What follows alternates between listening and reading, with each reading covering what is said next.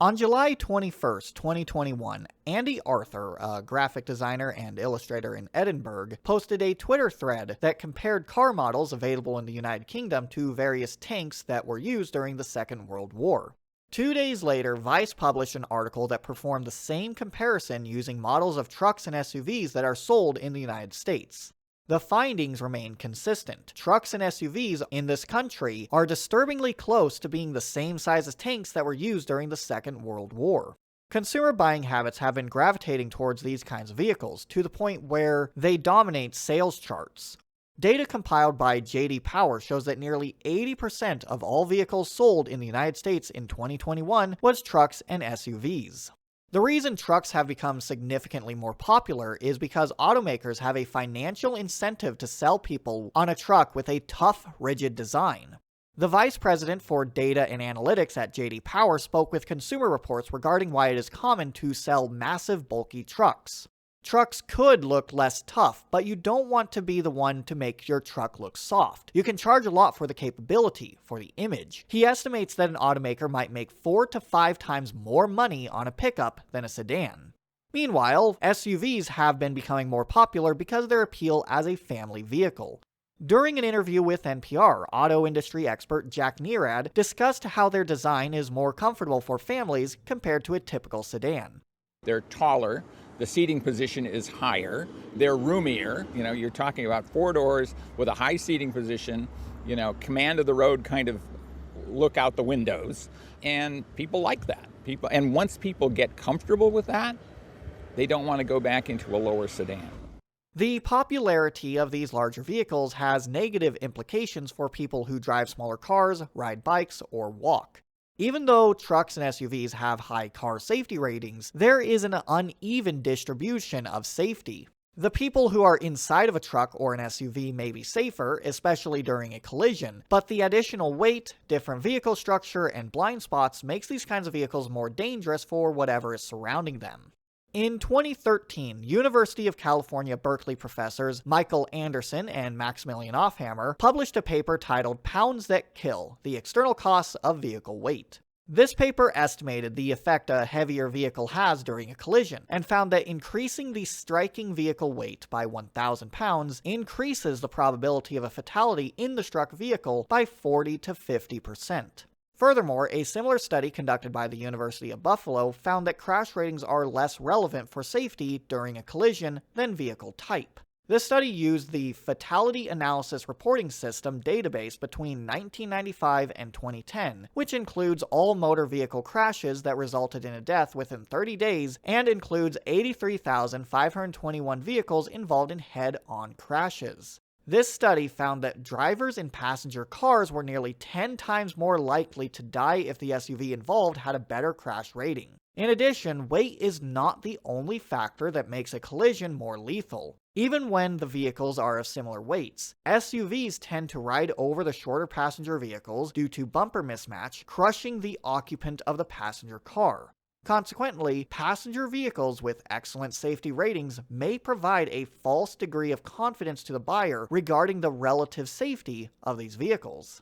Since these papers were published, there have been good strides for improving safety during collisions with cars and SUVs. The Insurance Institute for Highway Safety attributes this trend to stronger vehicle structures, side airbags in cars and minivans, and newer SUV designs that lowered the vehicle's front ends to better align with cars' energy-absorbing structures. However, safety still lags for trucks. In 2013 to 2016, pickups were found to be 2.5 times as likely to be involved in a crash that was fatal for the car or minivan driver than other cars and minivans were. This is rather concerning because trucks are some of the best-selling vehicles in this country. This indicates that the shrinking number of people who drive smaller cars are at a greater risk of a fatal collision simply because there are more trucks and SUVs on the road.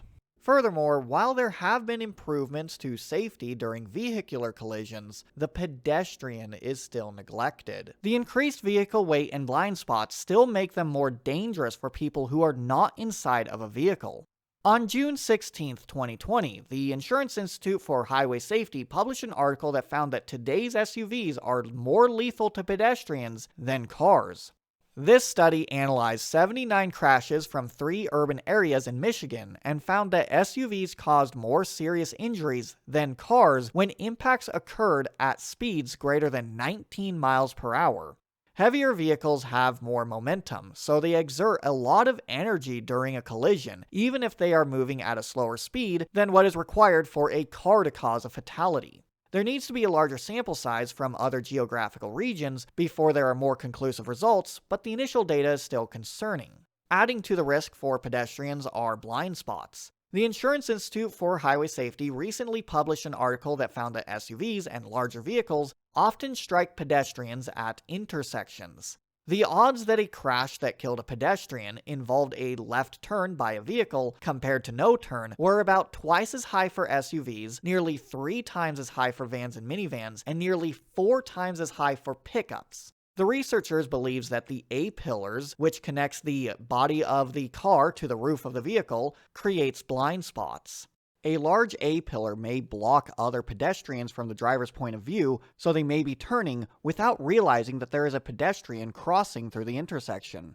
Furthermore, an analysis from Consumer Reports shows that the hood height of passenger trucks has increased by an average of at least 11% since 2000, and new pickups grew 24% heavier on average from 2000 to 2018. The hood height of trucks and SUVs creates a massive front end blind spot. Some drivers may be unaware of how much can be hidden from their view due to the hood height, as demonstrated in a report from a local news station in Indianapolis. Haven Hutchins drives a Chevy Tahoe. We love the room. She agreed to a test to alert us the moment she sees a child. So with the help of family and neighbors, we lined up one child. No. Then another. Then another. I can't see any of them yet. We added in a few more. I can't see anyone still. It would take 9 kids before this nurse could see the first sign of danger right in front of her. That's pretty terrifying and eye-opening that the visibility is that bad. This increases the likelihood of a front-over collision. According to kidsandcars.org, there were more than 931 front-over fatalities between 1990 and 2019, with most of the victims being between 12 and 23 months old. Over 80% of these fatalities involved a truck, van, or an SUV. Newer models of these vehicles are equipped with a front-facing camera so drivers can see the blind spots, but some drivers may be unaware of this feature. Essentially, safety ratings fail to assess the implications of the increased vehicle weight, size of the blind spots, and collisions between different types of vehicles.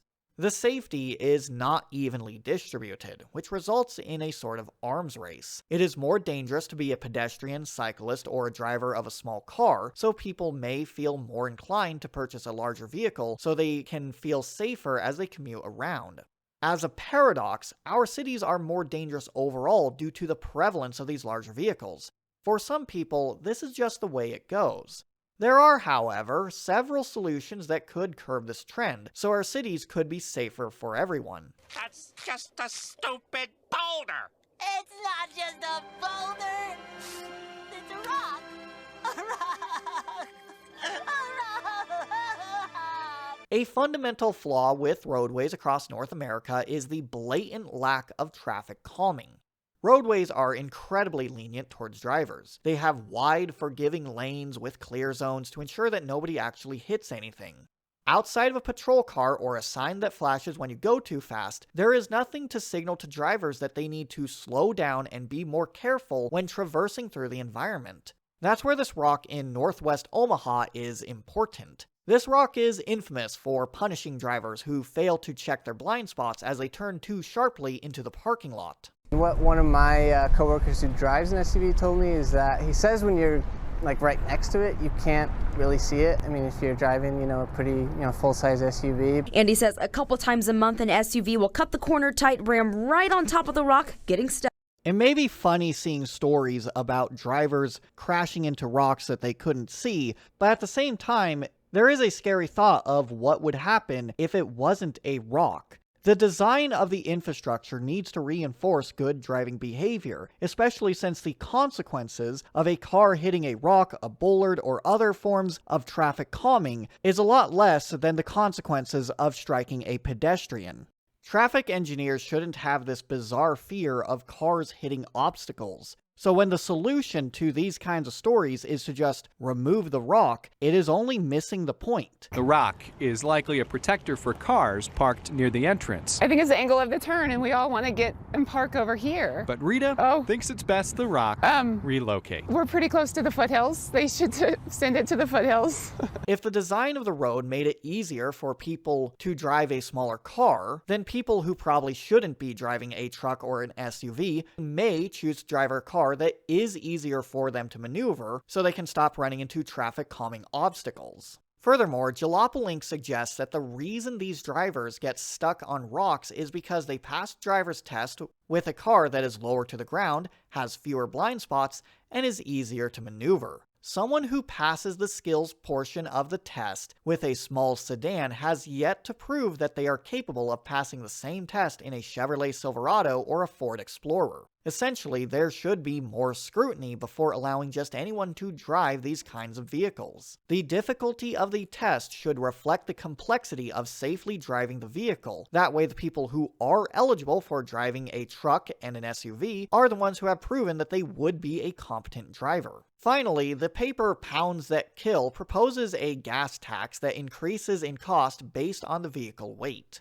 Cars in the United States are heavily subsidized to make driving them a lot cheaper. And there is a correlation between the average size of vehicle weight and gas prices. From 1975 to 1980, average weight dropped almost 1,000 pounds, likely in response to rising gasoline prices and the passage of the corporate average fuel efficiency standard. As gasoline prices fell in the late 1980s, average vehicle weight began to rise, and by 2005 it had attained 1975 levels.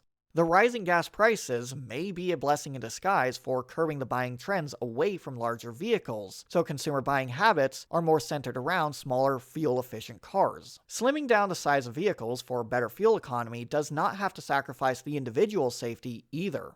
Joe Nolan, the Senior Vice President for Vehicle Research at the Insurance Institute for Highway Safety, suggests that the sheer weight of a vehicle is less important for safety, whereas the design. Reducing the weight of the heaviest vehicles for better fuel economy can improve the safety of other road users without sacrificing occupant protection. There will need to be multiple solutions that work in conjunction with each other. Not everyone needs to be driving these kinds of vehicles, and not everyone should be driving them. With more traffic calming to remind drivers to be slow and careful as they traverse the environment, more scrutiny before allowing just anyone to drive these kinds of vehicles, and higher gas prices to discourage buying gas-guzzling vehicles, safety can be more evenly distributed for everyone.